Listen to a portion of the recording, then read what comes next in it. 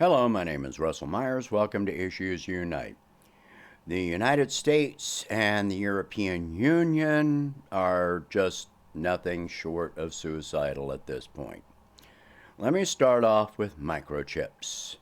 The United States has imposed limits on equipment to produce microchips and recalled American executives and so forth working for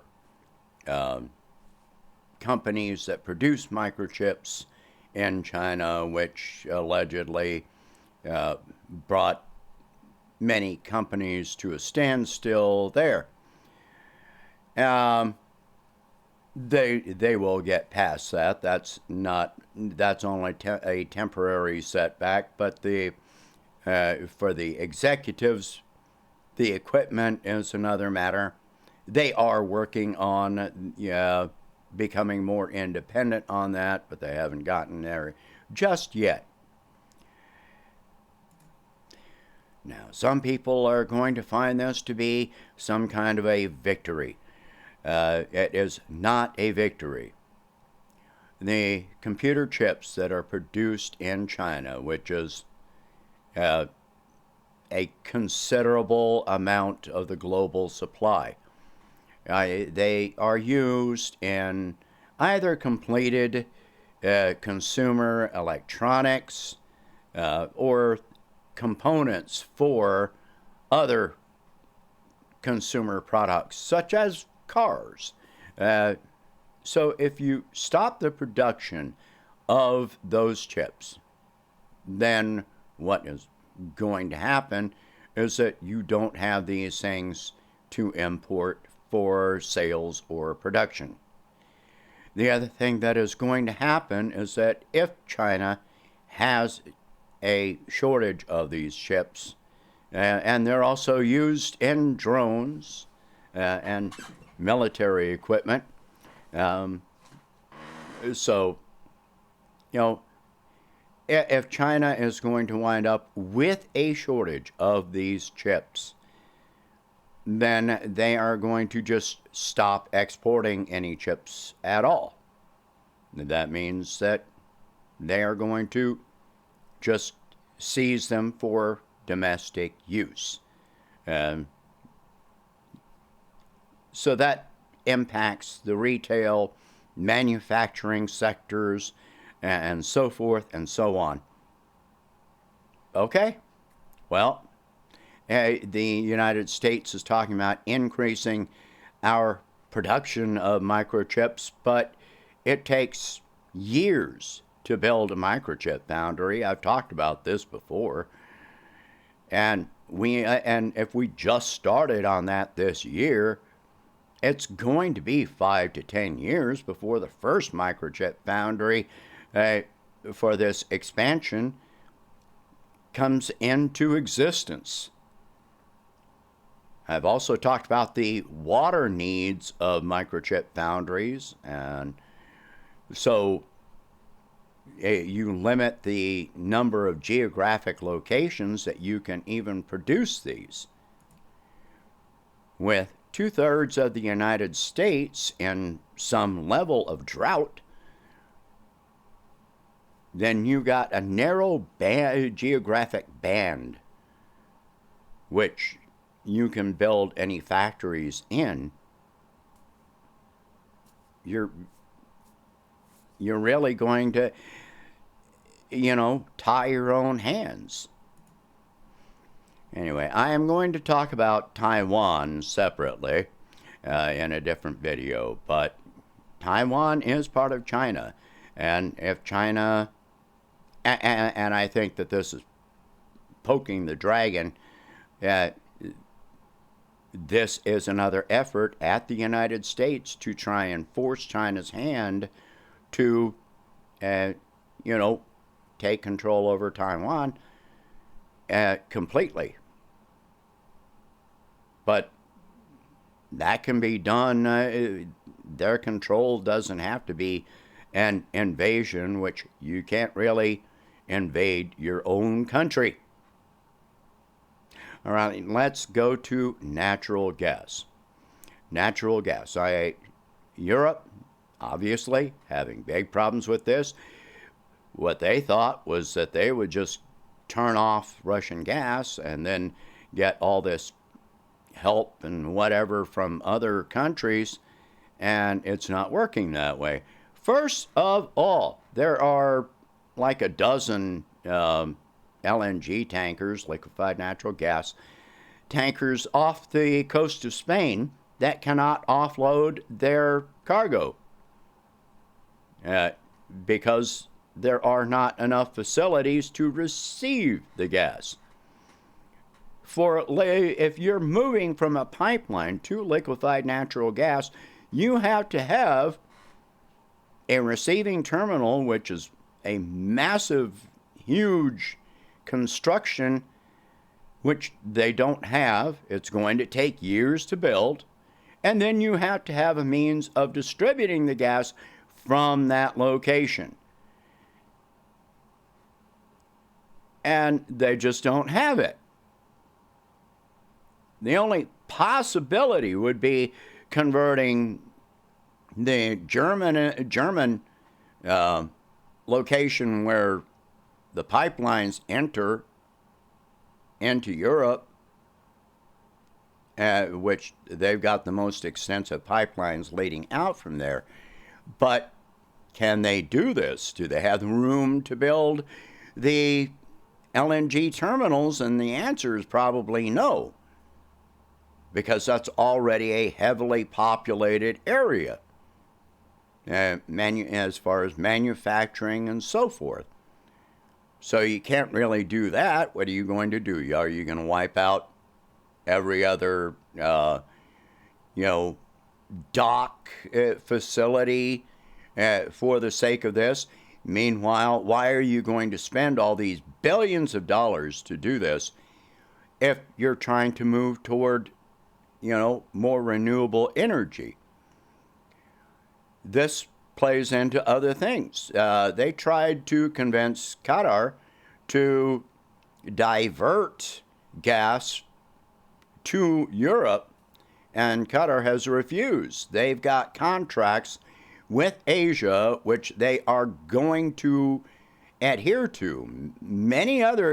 Most other countries, they honor contracts. They don't just break contracts and treaties the way that the United States does. So they said, no, we are not going to break our contracts to benefit you, because this affects trust between countries. And this is an important part of international foreign relations.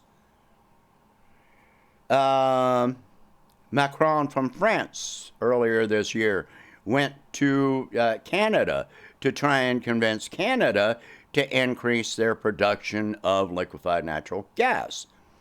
And Canada said, no, we're not going to spend billions of dollars to build pipelines and compression terminals and all of this stuff when you might go to renewable energy and our money will have been wasted. So they said no. That's it. You've already shot yourself in the foot badly. With European manufacturers deciding that use a lot of energy, deciding that they're going to pack up and move manufacturing to other countries like the United States that can provide the energy, never mind the fact that, there's a limited market which is declining. Why would other countries be breaking contracts and spending huge amounts of money on infrastructure to deliver more gas to Europe if Europe is in so many ways decreasing their demand for the natural gas. Nobody's going to do that. Nobody.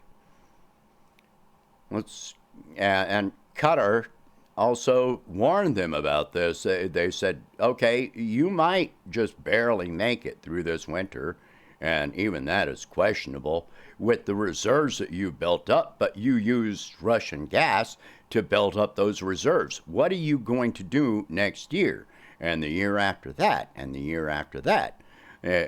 Unless you are converting everything to renewable energy at a breakneck pace while your currency is collapsing, your industries are collapsing.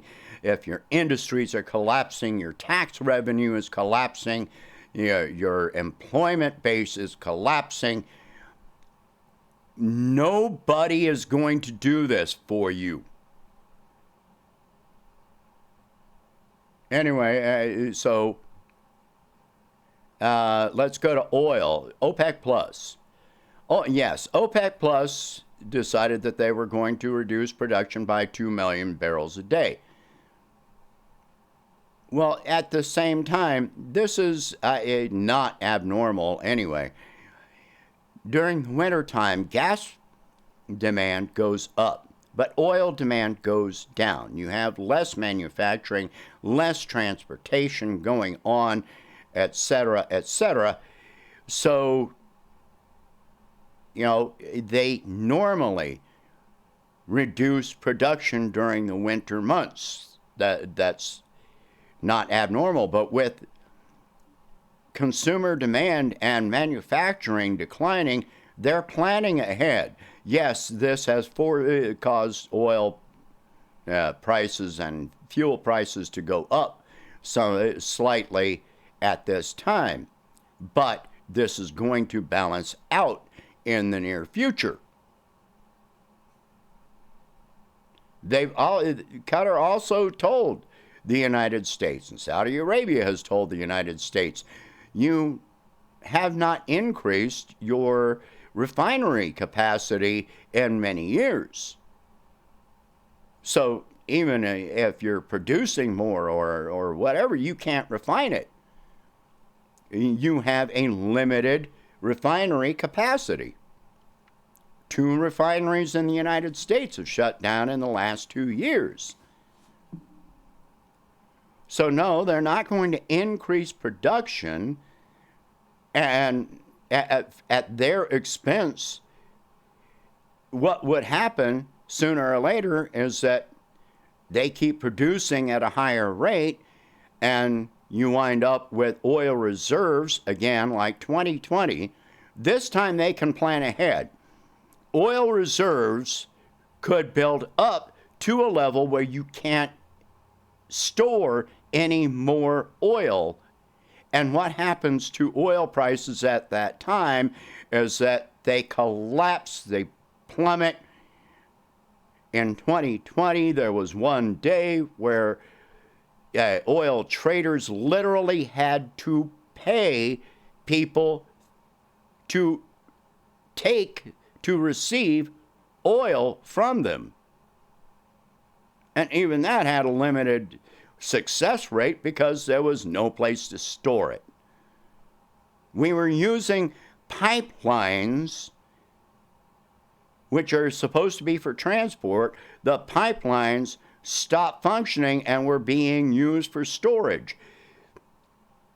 Tankers were filled with oil and had no place to go. So no, they don't want to put themselves in the position where there is a repeat of this. And that is reasonable.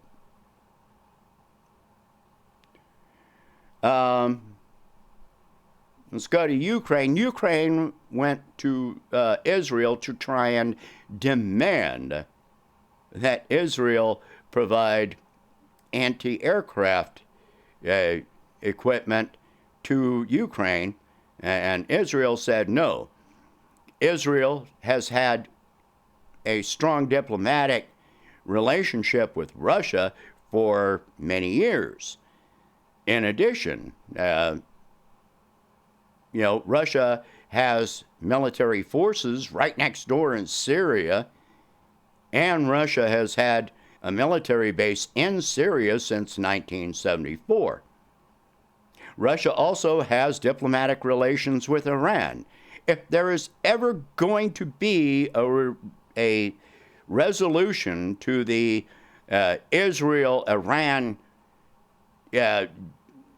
conflict between them, then chances are that is going to be mediated by Russia. It cannot be mediated by the United States, because the United States is completely one-sided on this. So every step these people are taking, economically, diplomatically, militarily, they are shooting themselves in the foot. They are suicidal. The absolute best thing that can happen are the mass protests that are happening and growing across Europe, because that's going to be the only way that this ends, is for the Europeans to demand that all of this stop. Americans should be out in the street because we're paying higher prices and losing jobs and so forth and so on because of all of this. But it's going to have to get a lot worse in America before that happens. But it's going to get a lot worse. Trust me, it's going to. All right, share this video. Talk about these subjects. If you can, please donate whatever you can to help expand this channel and my presidential campaign. And I will catch you in the next one. Thank you for watching. Hope you have a good day.